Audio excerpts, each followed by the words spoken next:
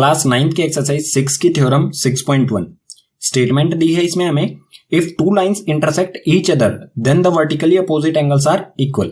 अगर कोई दो लाइन एक दूसरे को इंटरसेक्ट कर रही हैं किसी पॉइंट पर तो वर्टिकली अपोजिट एंगल्स इक्वल होते हैं, ये हमें प्रूव करना है। ठीक है, तो एक फिगर बनाएंगे। सबसे पहले ये लाइन है हमारी ए बी और ये है सी डी, ये एक दूसरे को इंटरसेक्ट कर रही हैं ओ पॉइंट पर। ठीक है, ये पॉइंट है ओ। तो हमें प्रूव करना है दो लाइंस इंटरसेक्ट, ये हमें गिवन है। तो गिवन में हम लिखेंगे A B and C D intersect at O. जो ए बी और सी डी है ये एक दूसरे को ओ पॉइंट पर इंटरसेक्ट कर रही हैं। अब हमें प्रूव करना है vertically opposite angles are equal, यानी कि वर्टिकली अपोजिट एंगल्स जो है वो इक्वल होते हैं। और वर्टिकली अपोजिट एंगल्स क्या होते हैं ये इंट्रोडक्शन पार्ट में बता चुका हूं, वो जरूर देखें। जैसे AOC है, इसका अपोजिट एंगल ये इस साइड में है, इसका अपोजिट एंगल है ये BOD, यानी कि येलो और येलो, ये है वर्टिकली अपोजिट एंगल्स। हमें प्रूव करना है कि AOC इक्वल्स टू BOD। ठीक है, ये लिख लिया है, ये प्रूव करना है हमें। और वर्टिकली अपोजिट एंगल सिर्फ ये तो नहीं है, इसके अलावा भी है ये ग्रीन वाला एंगल और ये ग्रीन वाला एंगल। तो हमें और भी प्रूव करना है, AOD इक्वल्स टू में BOC। ठीक है, इन दोनों चीजों को हमें प्रूव करना है। ये यहां पर लिख लिया है AOD और BOC। तो प्रूफ पर आते हैं। प्रूफ में सबसे पहले क्या करेंगे, कोई भी एक लाइन लेंगे हम। ठीक है, जैसे हमने लाइन ले ली ए बी लाइन। ठीक है, ऑन लाइन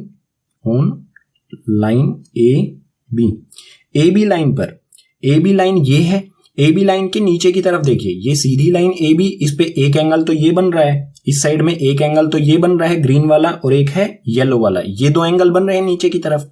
तो हम इन दोनों का सम करें तो 180 डिग्री के इक्वल होगा, क्योंकि क्या है ए बी एक सीधी लाइन है, यानी कि लीनियर पेयर है ये। ठीक है, तो AOD प्लस में BOD, एंगल AOD प्लस में angle BOD equals to 180 degree. और 180 डिग्री के इक्वल क्यों होगा इनका सम, क्योंकि ये मिलके क्या बना रहे हैं, लीनियर पेयर, बिल्कुल सीधी लाइन पर बनने वाले एंगल्स हैं। ठीक है, ये तो हो गए दो। ठीक है, इसे मान लेंगे हम अपनी फर्स्ट इक्वेशन। इसी तरह से एक और लाइन लेंगे हम CD लाइन पर, CD लाइन के ऊपर की तरफ बनने वाले एंगल्स। तो ये बिल्कुल सीधी लाइन है CD, ये वाला एंगल बन रहा है और ये वाला एंगल बन रहा है। तो यहां पर लिखेंगे ऑन लाइन CD लाइन के एक साइड ऊपर की तरफ बनने वाले एंगल्स हैं AOD और AOC। तो एंगल AOD प्लस में एंगल AOD प्लस में AOC, ये AOD है और ये AOC, तो प्लस में angle AOC equals to 180 degree. और इसका भी रीजन क्या हो जाएगा, लीनियर पेयर। तो यहां पर मैं LP लिख दे रहा हूं, इसका मतलब क्या होगा, सेम रीजन, जो ऊपर वाला रीजन है वही लीनियर पेयर, यहां पर भी LP मींस लीनियर पेयर। इसे मान लेते हैं सेकंड इक्वेशन। अब फर्स्ट और सेकंड इक्वेशन में आप देखिए AOD प्लस BOD भी 180 के इक्वल है और AOD प्लस AOC भी 180 के इक्वल है, यानी कि हम कह सकते हैं AOD प्लस BOD इक्वल होगा AOD प्लस AOC के, क्योंकि ये दोनों का सम क्या है, 180 डिग्री के इक्वल है।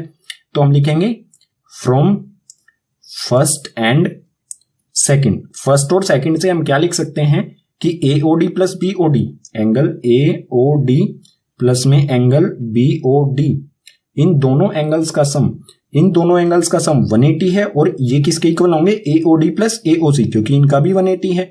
तो इक्वल्स टू में एंगल AOD प्लस में एंगल AOC।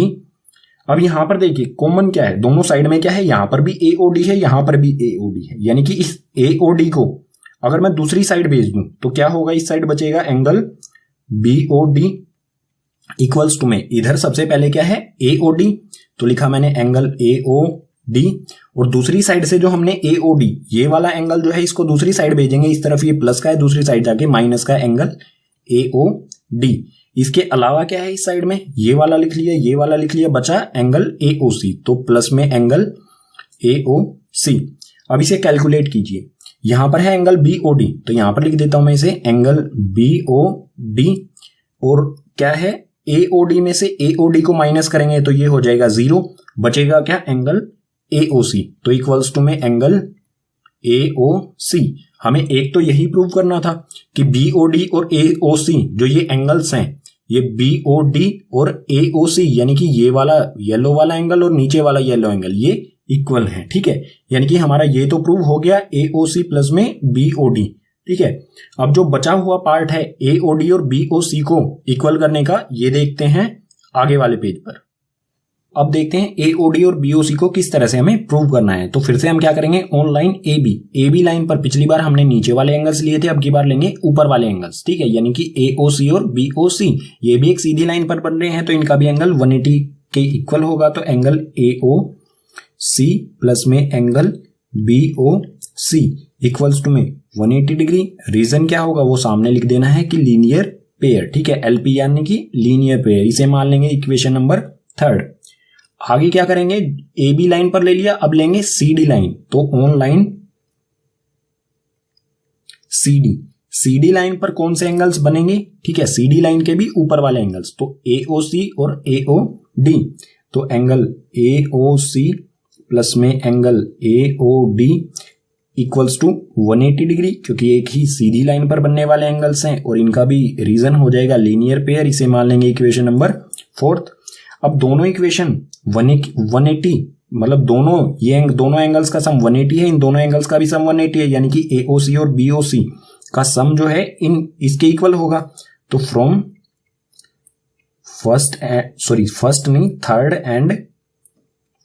थर्ड और फोर्थ से हम क्या कंक्लूजन निकाल सकते हैं कि AOC plus BOC angle AOC plus में एंगल बीओसी इक्वल्स टू में इक्वल होंगे ये इन दोनों एंगल्स के सम, यानी कि एंगल एओसी प्लस में एंगल एओडी के।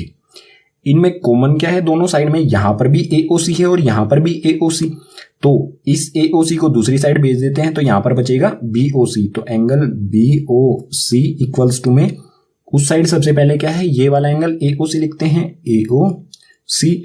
अब जो हमने इधर से भेजा है वो लिखते हैं, एओसी इस तरफ प्लस है, दूसरी साइड जाके माइनस में एंगल एओसी, और बचा हुआ जो एओडी है angle AOD as it is plus angle AOD. अब एओसी में से एओसी माइनस हो जाएगा, ये माइनस हो जाएगा एओसी में से एओसी, तो इसका आंसर जो आएगा 0। इस तरफ बचेगा एंगल बीओसी इक्वल्स टू में बचा हुआ दूसरी साइड क्या बचा, angle AOD as it is, तो एंगल एओडी।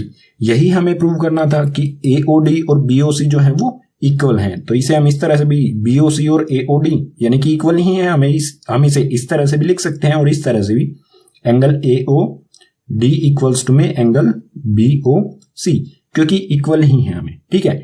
ये दोनों हमने कर दिया है प्रूफ, थ्योरम हो गई हमारी यहां पर